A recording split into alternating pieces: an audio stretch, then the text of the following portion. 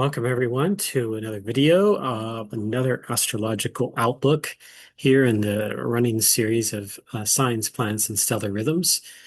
I am, of course, Eric Roth, shamanic alchemical astrologer, here to talk about all things astrology, or most things astrology anyway, within the limitations of what I can discuss in the amount of time that I have here today. All right, so there's been a lot happening in the world, particularly in the world of astrology, and you're seeing it reflected like in humanity right now. All the things that are happening with wars and other major events and dramas that are taking place out there in the world. So we're really have moved into a very concentrated period of activities that started back in February, March-ish, and it really got rolling very, very strongly April and beyond. So now we're reaching another pinnacle point for 2025. There'll be other points later this year too, but the month of July 2025 is coming up very, very soon. So let's talk about what is going on with the stars, the planets, and the sky. Okay, July 2025, episode 70. This is episode 70 of Signs, Planets, and Stellar Rhythms, our July 2025 outlook. And we're going to really dive into all these major things that are happening. It's a loaded month. So this video recording probably take a little bit longer than some past ones, but we'll try to get through it as quickly as possible. At the end of the video, I have the summary and the table that shows all the different activities that are happening for the month of July. So stay tuned to, watch through towards the end. I will also be posting this at some point later on in July. For those that just want to look at the graphic as well. So stay tuned for that as well. All right, let's get started here. So yeah, things that are happening, Venus in Gemini and Uranus in Gemini, both happening within just a few days of each other. Where Venus moves into Gemini first, it's will conjunct Uranus on the way into Gemini, and just actually before it reaches, before Uranus reaches Gemini, before Venus reaches Gemini, just within minutes of the ingress of Venus into Gemini. Then we also have the Saturn and Neptune retrogrades that are happening within about a week of each other, roughly a week, which are really, really huge. It's when they get to their closest point together in 2025 before they fully perfect their conjunction in February 2026. Mercury is in Leo, as it entered Leo in June, but it stations retrograde in Leo and spends the whole month in the sign of Leo. So we're going to talk about that. Chiron and Eris also go retrograde. And we're going to talk about the sun in Leo, and then the new and full moon this month as well. So we have, let's see, 1, 2, 3, 4, 5 planets all going retrograde in 1 month. This is very, very rare. It's nothing I haven't, seen before at this point. I've seen where 2 or 3 planets go retrograde in a month, but to have this many is pretty significant. And so that could create some very unique expressions for the month of July. Just that alone, with all those planets going retrograde like that. So let's take a look at all of this and stay tuned and wait for a very, very active month of July 2025. All right, so I shared some of the highlights here of the big things. So Venus, as I mentioned before, it's going to ingress in the sign of Gemini on July 4th. Just before it enters Gemini, it'll conjunct Uranus. And so the two biggest events, though, are Neptune and Saturn getting within a quarter degree apart from each other as of July 12th. And on 5 days before that, Uranus ingressing into the sign of Gemini for the first time in over 80 years. That's on July 7th. And then, of course, Mercury will retrograde. This is going to be its second retrograde of the year, this time on July 17th. And it will stay retrograde until almost the middle of August. It's going to be a long retrograde period for Mercury.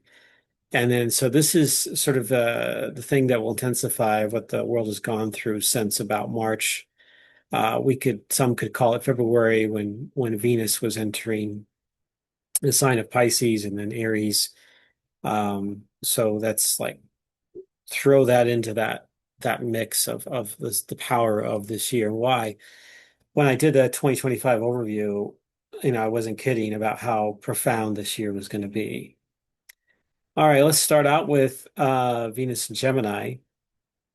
So, there is another thing I wanted to mention about this month. There is a triple conjunction between Venus, Hygeia, and the moon. And I've got that also highlighted I've got a slide about that. So we'll show that to you in a moment here. All right, so Venus and Gemini. Before Venus moves into Gemini, it actually conjuncts Uranus on July 4th at 2952 Taurus, before Venus enters the sign of Gemini. So it's anytime, once a year that happens, Venus will conjunct the planet Uranus, as it will conjunct just about every planet, I think, out there. It'll conjunct that usually. Not perfectly in all cases, but usually it'll do that because it follows fairly close to the sun, and the sun will conjunct every astrological planetary and asteroid body that is out there every single year. So there won't be a conjunction of Venus and Uranus in the sign of Gemini. So as I mentioned, a conjunct in Taurus just before it enters Gemini. But Venus will conjunct Hygeia in Gemini at 1914. I've got a slide for that, so just we'll put that aside for now. So the journey of Venus and Gemini is about raising the youthful creativity in our lives. It is a time to appreciate experiencing fun and spontaneity while gaining perspectives outside our regular routines. In this intense time period, Venus's presence in the sign of Gemini may help balance a little bit of the monumental shifts that are taking place at the outer planets. So Venus can have at times a way that it creates some balance. Jupiter being in the sign of Cancer and moving away from the square of Saturn and Neptune can also help with that as well. And so these two planets they're, I say, mitigating a little bit of some of the additional intensity that's out there. Venus in Gemini tends to be a more playful Peter Pan-like energy, but it can also lead to, like on the shadow side of that, if it gets wrapped up into things where it becomes where its curiosity leads it to, some pitfalls and some challenges, especially with language and with just entering into things that it's not prepared for, if you will. So that's something we can also connect with in our own lives, is to be more aware and studious of what is happening out there around us and in our relationships with one another. I think that's going to be a big thing also for Venus and Gemini. Now, Venus will be in Gemini until July 30th. At that point, and I'll write about Venus's transit into sign of Cancer on July 30th as well. So I don't have a slide specifically for that. That'll be more, I'll do that on a separate thing because there's already a lot that I've already put into this. And I want to extend it any more than what I have. So just something to keep in mind. Venus is here for about 3.5 weeks in the sign of Gemini, and then it moves into Cancer on July 30th. So here we go. Uranus's ingress into Gemini. This is going to be also a separate video I'm going to create probably right around just after just after Uranus moves into Gemini. There'll be a video posted about that. Um, so this is again a really, really big deal. Usually Uranus takes about 7-ish years to move through a sign. But it can be like there could be almost like this 8 to 9 year period where, because it, like all planets, most planets, they, as they start to move into a new sign, particularly the outer planets, they can retrograde back out of that sign temporarily for a few more months before re-ingressing into the new sign again. So this is something to keep in mind. Just like up here, July 7th through November 7th is when Uranus will be in Gemini, and then it will move back into Gemini on April 25th, 2026, and it'll stay there for what is that, 6+ years until August 2032. And then it retrogrades back into Gemini for about a 6-month period, looks like here, from December 3rd, 2032 to May 2033. So something to keep in mind, when you're looking at the years, oh, it's in there for 7 years, it's in there for, you know, 13 years in the case of Neptune. But these things can move back and forth like that. So we want to make sure we track that as well. So Uranus is a planet that deals with disruption, breakthrough, surprises, things that help us gain perspective in the world through unexpected surprises and unplanned events that are novel, different, unique in the world, in a personal level, but also on a collective level.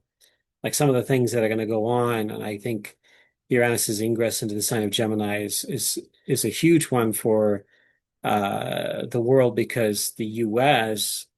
has its natal Uranus in the sign of Gemini. And each time that Uranus has come back into Gemini, the U.S. has been in a massive war. The Civil War back in the 1860s, and of course, World War II back in the 1940s.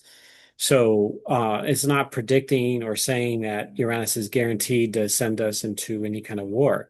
This is more like, hey, this is, some of the disruption, the unexpected in some ways, like the surprise attacks, like that at least for a while there, it was a surprise. Although when in hindsight, when we look back at the causes of all of this in World War II, with the Japanese attacking Pearl Harbor, we can see some of the threads, the timeline that kind of leads up to that perspective there. But at the time, we could say that that's part of the surprise that is Uranus and Gemini, or near the Uranus return coming through in that area. Obviously, there were other factors going on at the time, other transits. Uranus isn't fully responsible for all the, major disruptions and wars in the world. Absolutely not. But it can create or co-create opportunities with humanity for that to come into alignment there. Now, I'll be talking a lot more about this Uranus and Gemini with the full video about this. But I'll just say this transit combined with Pluto and Aquarius and the Saturn-Neptune transits in Aries could bring about new idealisms, revolutionary expansion, conscious connections, new principles, fighting, for justice and free speech. This is Uranus and Gemini could certainly help us along that line, having some breakthroughs in that area.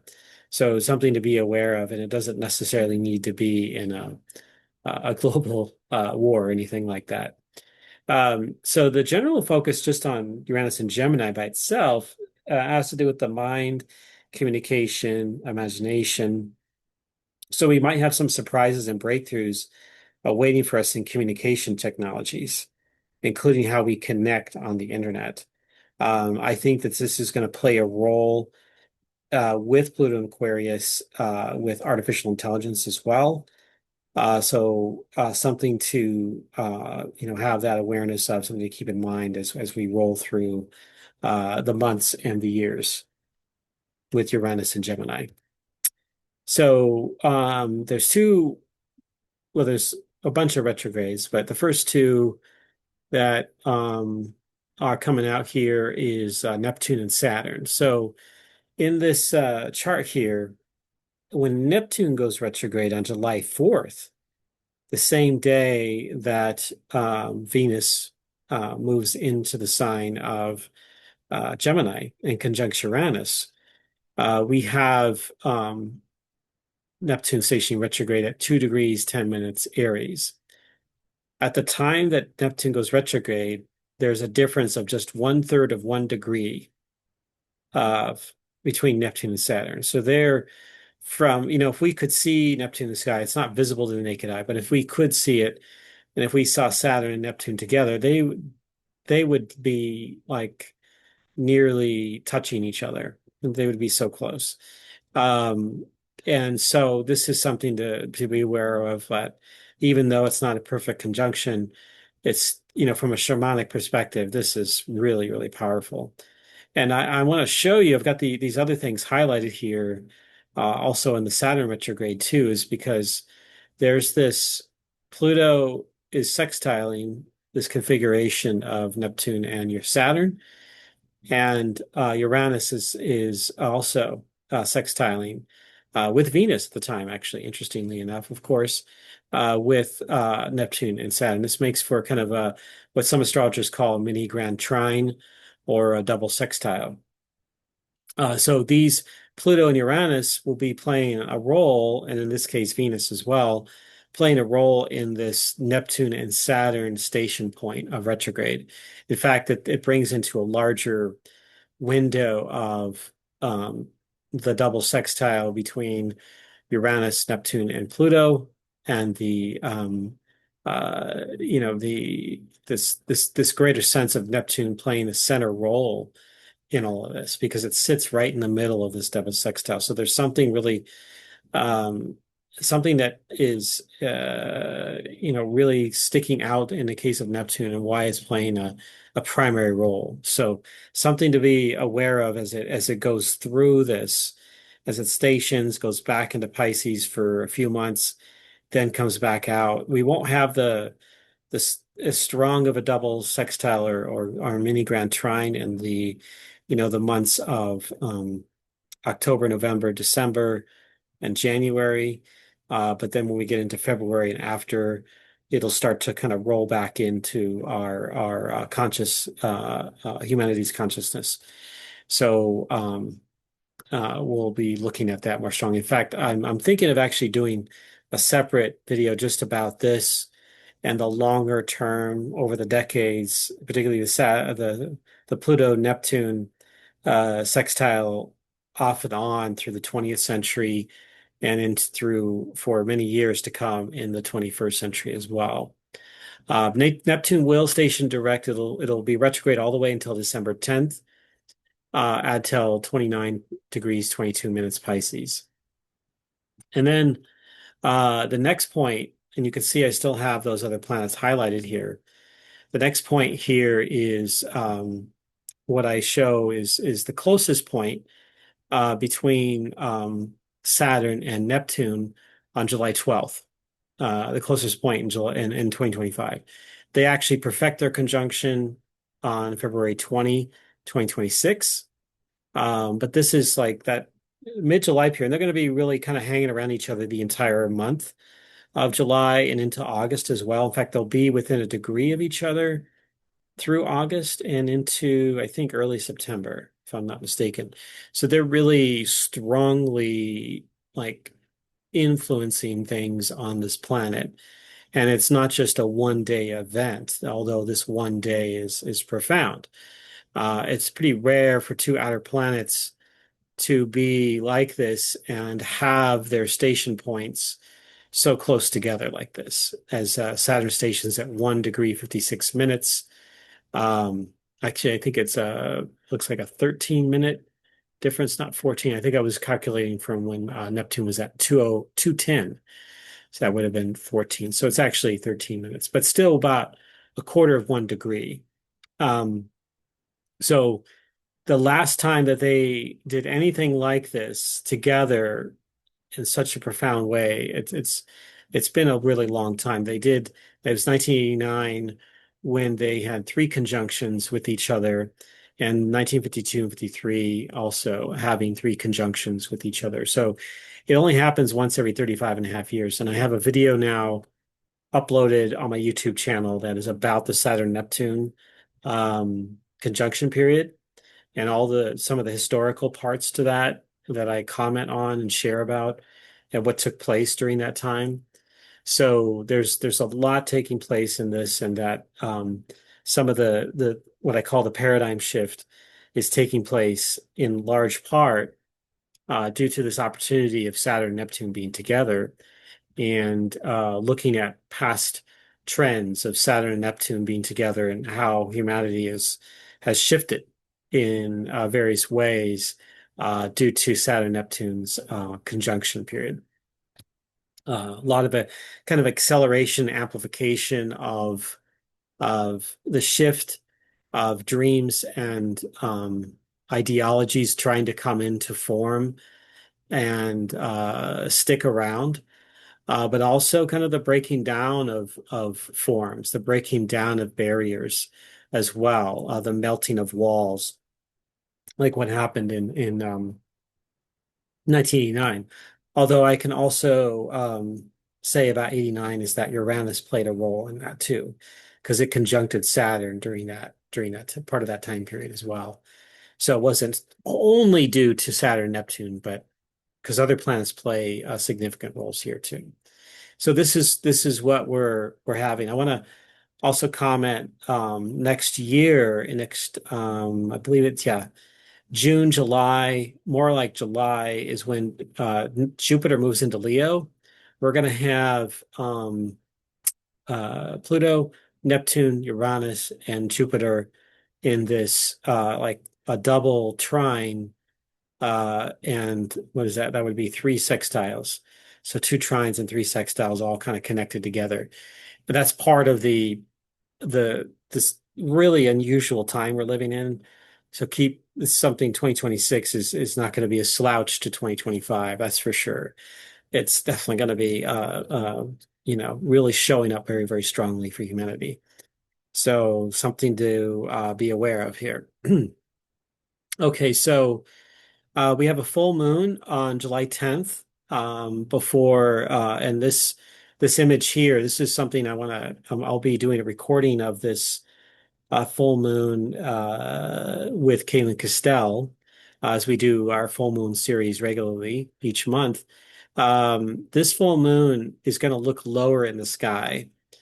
So it's because it's the time of year, particularly in the Northern Hemisphere, it's going to look a lot lower in the sky because it's opposite where the sun is, which is really, really high in the sky, particularly for those that are living in the north of the tropics. Um, and even those south of the tropics, it might be the opposite, where the sun is low in the sky and then the moon is a bit higher in the sky. But for most of the population, we're going to be seeing a full moon that is going to be lower, kind of hanging out. And this time, because it's out of bounds of its normal, regular routine orbit, it's that kind of an extreme point. It's going to be even lower than normal. So something to look at and get a chance to if you look toward as it rises in the southeast and doesn't really climb too high in the sky and then sets in the west southwest part of the sky. So it's not up in the sky for as long as typical full moons would be. So this full moon is at 18 degrees 50 minutes Capricorn. Um, and this is again at 1:37 p.m. Pacific. So the image I showed you is about 12 hours um, uh, before So the moon will have moved a little bit farther in this Archer constellation here, but still below the ecliptic though. So you can see it right here, the Capricorn full moon. So the Sabian symbol of the full moon is a child of about 5 carrying a huge shopping bag full of groceries. Key words include being the one everyone counts on to do a job, feeling weighed down. Again, this is symbolism. It's not actually a real child carrying this. It's symbolism. So having to carry the bag, lifting heavy weights, and bearing the consequences, maturing quickly, taking on things above and beyond one should, providing food and sustenance to everyone. So my interpretation of this is that this can be definitely about the burdens we bear in life. Are we doing too much? Are we taking on too many responsibilities in life? Are we repressing our inner youth or otherwise disconnecting from it? This is also about the route we take through life and the baggage that comes along with us. Do we allow it to control our decisions? Is it an opportunity to reflect upon the work and obligations we have? And on a separate note, how much we value ourselves. Are we feeling guilty? Do we need to bear this burden because out of some kind of fictional obligation? We feel guilty about something, or that we got, well, that person did something for me, so I'm going to do twice or three times or 10 times as much to make up for what that person helped me with. And that could be part of it. That could be part of the struggle. And so it's something we are, a lot of people out there in the world contend with. So during this full moon, it could be a great time to reflect on the shadow of that. Like, could it compromise our health? Could it, create divisions and challenges with our loved ones and others in our lives? So this could be a really powerful full moon in Capricorn. All right, so then we move on to Mercury retrograde in Leo. This happens July 17th, 2025 at 15 degrees, 34 minutes Leo. Mercury began the month here in the sign of Leo, and it ended June in the sign of Leo. So it started moving into Leo June 26th and will go on for more than 2 months from June 26th to September 2nd in the sign of Leo. Uh, Typically, Mercury is in a sign for only about, at its fastest rate, about 2 weeks. So 2 to 3 weeks usually on average. However, in the entire month of July, Mercury will stay in this sign of Leo. And this is due to its station point. So, and happening nearly smack in the middle of the month. So this transit continues to open the fiery element of Leo with a brighter, intuitive, and more visionary expression. Mercury in Leo's bold solar perspective and mind enters a time of reflection with the retrograde and initiative, create an intensive creative period during the retrograde time. Mercury will remain retrograde until August 11, when the station is direct at 4 degrees, 14 minutes Leo. It's also a chance for greater self-exploration that may lead to deeper understanding of self-love and leadership. Like at its full culmination, this can lead to greater insights and knowledge within ourselves about who we are, as almost like an antithesis to any kind of hubris, or a kind of reflection of like, oh, are we doing, has our ego grown too much? Let's have some self-reflection. Let's have some thoughts within ourselves. So that is part of the energy that's taking place right here. So then on July 21st, we have a triple conjunction. And this is the Moon, Venus, and Hygeia. And you can see it right up here. And then there's a square to the lunar nodes and to Mars as well.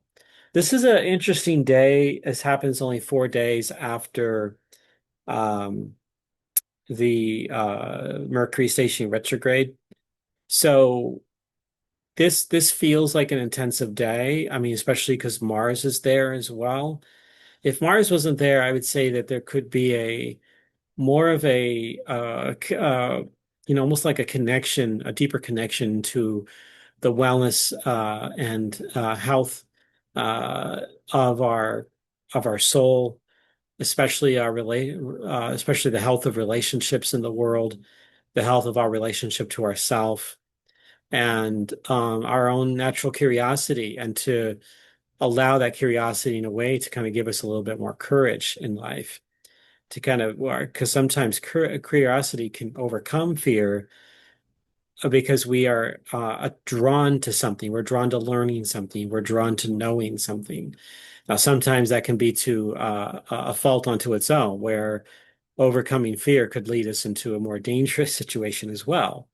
So this is something we want to look at is in the balance of all of this. That's what I feel like that triple conjunction is about, is balancing out, the overcoming of fear with a dose of courage, but also of understanding and caution about, like, what are we putting ourselves under, or into, if you will.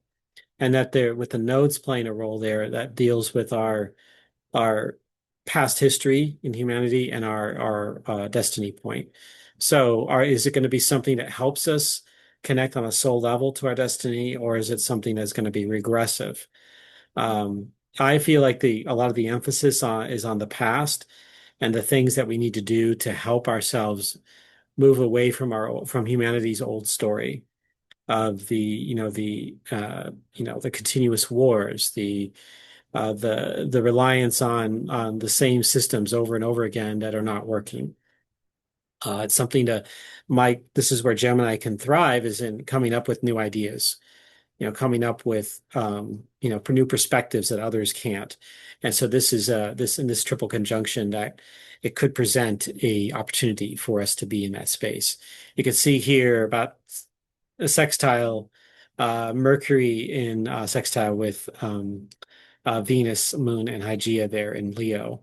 So that could be some good creative energy then, and even courage as well, to step out beyond the normal routines and patterns, to go beyond where that is into something, maybe more dynamic and healthy, and really helping to assert and connect into the future. Again, in a less toxic way. So two things happen on July 22nd. The sun moves into Leo, and Eris uh, stations retrograde. And I'll get to Eris in a moment. But every year, each month, the sun will move into a new sign. So the sun in Leo will be from July 22nd to August 22nd. So this is a time for more radiant, creative self-love. And even at this time, that will add to I talked about the double sextile. The sun temporarily will create a space for us to have a little bit extra energy with Uranus, Neptune, Saturn, and Pluto. And of course, the sun will be opposite Pluto by July 25th, I think it is. So this is something to just have that awareness of, that this is going to be like the beginning stages of this, could be pretty potent, pretty powerful, but not necessarily all bad. I think that there's definitely a lot of strong creative forces coming through that can help us work with this energy in a more, where things are flowing, rather than just about in contention and competition and combativeness. So it's the season of Leo. Leo is an archetypal sign of the king and queen, creative or creator force in the world. It's a sign that best connects us with our solar creative leadership and self-love.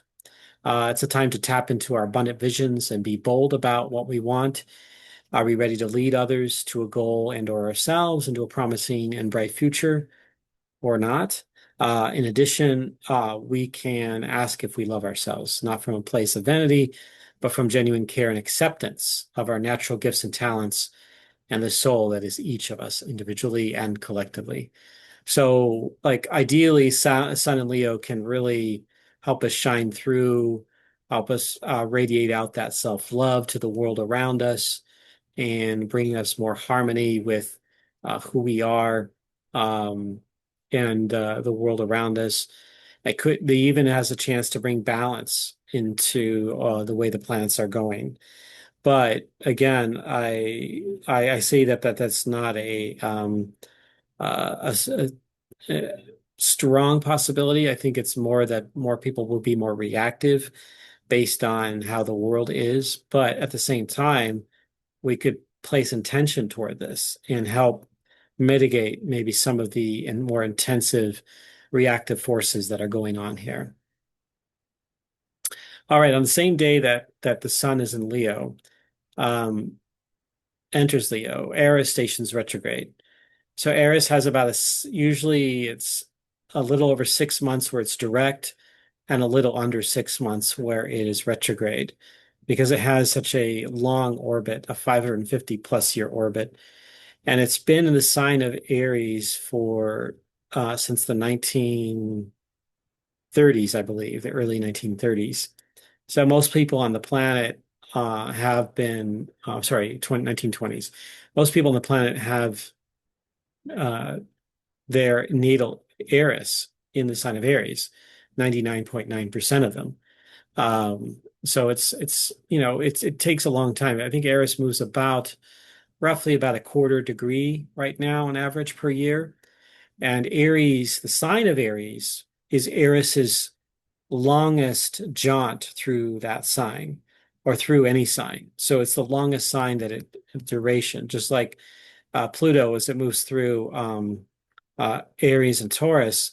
Those two signs are going to be its longest part of the journey that Pluto goes on.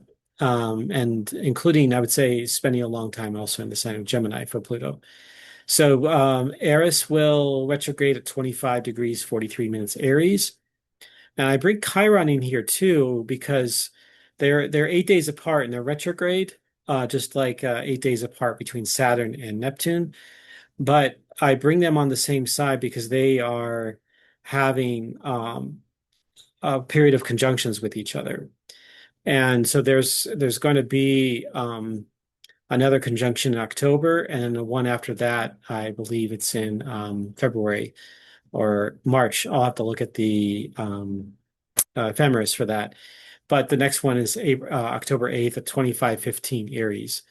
So these Chiron will retrograde July 30th at 27:09 Aries, and its retrograde period is just about 5 months long, and it will station direct on January 2nd, 2026. Again, only about 9 days apart from those two as they station direct together. So these two are really about um, a lot of what, and again, we have now four, quote, outer planets in the sign of Aries. We have Chiron and Eris, and now we have Neptune and Saturn. So this is very, very unusual. This is a very, very rare situation. One's at the very beginning of the sign, the others are towards the latter five-ish degrees of the sign. So this is a chance to really look at ourselves and like the where is justice? Are we fighting for our rights? Are we healing and acknowledging the wounds from our past, especially the wounds around when it comes to the more martial qualities of Aries, or really running over other people in order to get our mission accomplished? Like what damages have been done in that way? That's like spearheading certain missions that might be really, really toxic to a lot of people around us, especially for humanity doing that. Like, oh, we're on a mission to destroy this or to take out that country or that leader or to, have a crime-free environment. So we're going to use unorthodox and toxic methods to get there, right?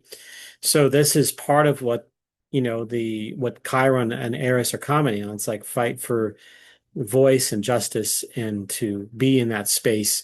That's what it represents. It's representing that sort of that cauldron there. There's a lot of echoes, especially with Saturn and Neptune conjuncting, and some of the protests and some of the things that are going on that go back to the 1960s and things that are happening along those lines. And so there are some correlations with that, and that are definitely evident in currently in the world, with various wars taking place as well. Again, Chiron and Eris are not saying that they're not there to they're not creating any of this. They're creating opportunities for us to find some, where they mitigate, where there's a counterbalance, where there is uh, a force that recognizes, you know, our brothers and sisters out there in the world, and to focus on some healing, to focus on some reparations out there. And so that's part of what these two planets are helping us do at this time. All right, so then we get to the new moon in Leo, and this is at 2 degrees 08. And this will be opposite. This will be the day before the sun moves into opposition with Pluto, which is on the July 25th. So July 24th is the new moon. So this new moon, which I'm going to talk about right here, has, this is where the Sabian symbol is. Mature woman is the Sabian symbol is a mature woman keeping up with the times, having her hair bobbed. This can be strongly interpreted as a crisis of individual expression and identity, along with the adaptation of what is expected of us. But this new moon can also lead to conforming with society, or fully embracing one's unique creative identity. So it could be this sense of maybe being a part of the trend, keeping up with the times, but then from there it launches into a more unique identity. It launches into something that, like, I'm not the person I once was. I'm more of this. I bring my youth into the present, but also embracing the being that I am today. And so it's like that self-expression, self-love can ultimately come up from this new moon. And the new moon will be in the constellation of the Crab at this, as any new moon Leo is going to be in the Crab constellation. So as it moves through that space there in the Crab, um, there is that sense of like, or what are we clinging to? What are we holding on to? What are we not letting go of?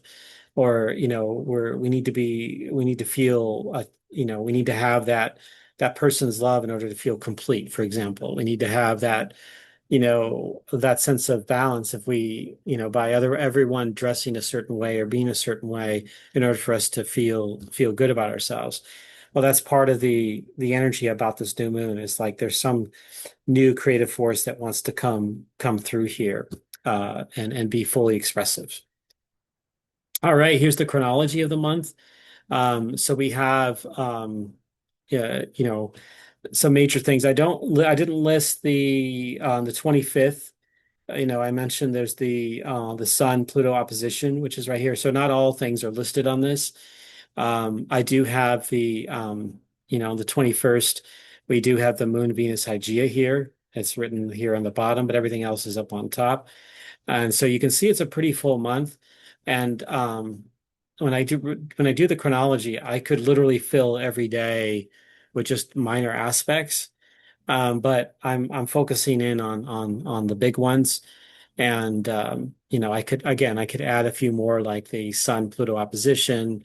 I could add other things like that, or the Moon Mars conjunctions, or Moon Venus conjunction. So, those things could show up there. In fact, on the 16th, something I haven't mentioned is there's a moon conjunction of Saturn and Neptune the day before Mercury stations retrograde. The moon's activity there on the 16th of July will also be worth watching, worth noticing, because it's going to be activating that Saturn and Neptune energy. And to tune in more about that, tune into my Saturn Neptune video that I just released a few days ago. As of this recording, I think it was on the 23rd of July of June here is when that was launched. And so this will be uploaded soon here. But thank you all for watching and listening in. Please like and subscribe if you do, and share with others that you feel might benefit from this. There'll be more videos coming soon. This is part of what I do for a living. And as an astrologer, I am always doing personal astrology readings, teaching astrology classes, events, doing astrology mentoring and astrocartography. I have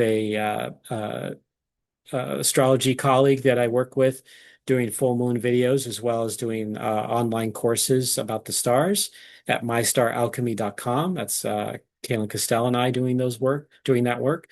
And you can find my all of my work at inspiralnexus.com. So thank you all for being a part of this, and I wish you the very best and hopefully a harmonious and interesting but dynamic and growing in abundance month of July for you all. Take care.